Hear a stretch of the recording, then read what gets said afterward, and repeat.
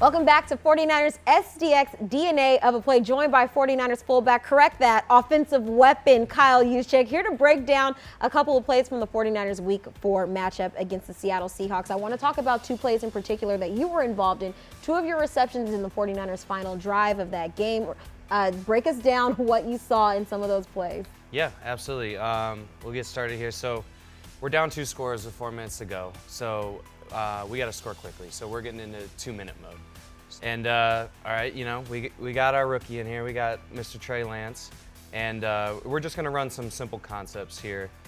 So we're just going to run a simple, what we call a dragon concept, with me running to the flat. And you'll see Trey actually, he does such a good job here, and this is something that is really underrated. And you'll see guys like Aaron Rodgers or Patrick Mahomes are really good at this, like getting the ball on the flat receiver very quickly. And so because of Trey's arm strength, he's able to put this on me so that I can catch it and run.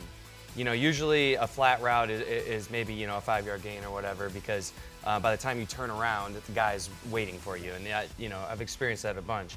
But he does a great job. He puts it right on me. And then as soon as I turn my head around and I see a little bit of space, I know I can turn on the jets, as they say. You know, I can turn on the jets and get ahead of steam here, and but I know that I can kind of impose my will and get out of bounds at the same time and run the clock down. So, you know, and I love being physical. So this is my chance to hit a DB, and then I always make it a point after something like that to pop up quickly.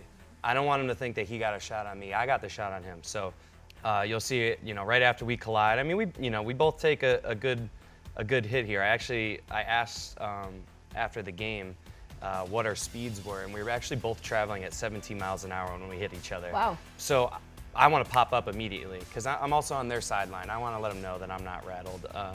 So, you know, that kind of got my juices going. Next play called here, we have a little what we call a chip screen.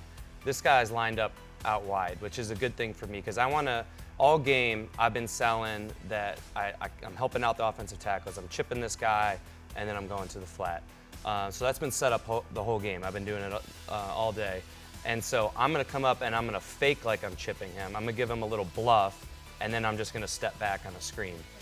And again, we're in 2-minute mode, so the defense is going to be, they're going to be hanging back a little bit. So it's a great time to run screens.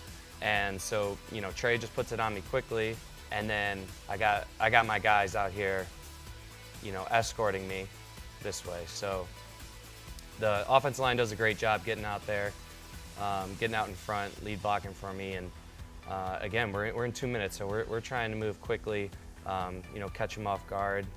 And you'll see when I step to this guy, he goes down into Mike. You know, he starts out wide, but all game I've been coming out here and hitting him.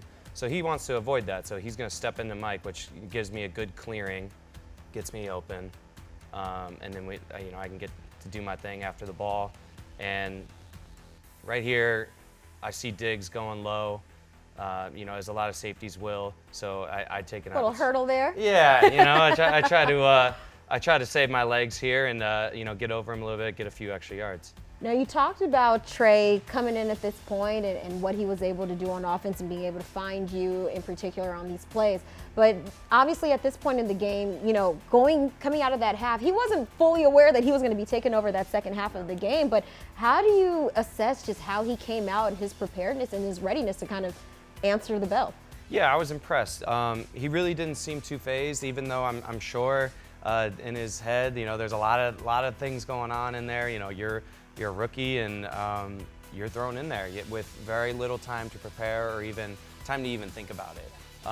But in a way, I think it's almost better. You get to see what kind of guy you have because he doesn't have time to prepare. You're getting Trey. Like, you know, he can't hide anything. And I think he did a great job of responding. He eventually settled in, started making some good throws, making some plays with his feet. You know, kind of like we expected from Trey, and he did a great job in the huddle. He conveyed confidence. You know, he spoke clearly to everybody. He was taking other guys, you know, pieces of advice and stuff, and he just did a great job of leading us down there to get a score. Yeah, you talk about Trey making plays, and we can't wait to see Kyle Juszczyk make some plays this week. Appreciate you breaking down some plays, and hopefully we got more Juszczyk scores to break down in the future. I hope so as well. No problem.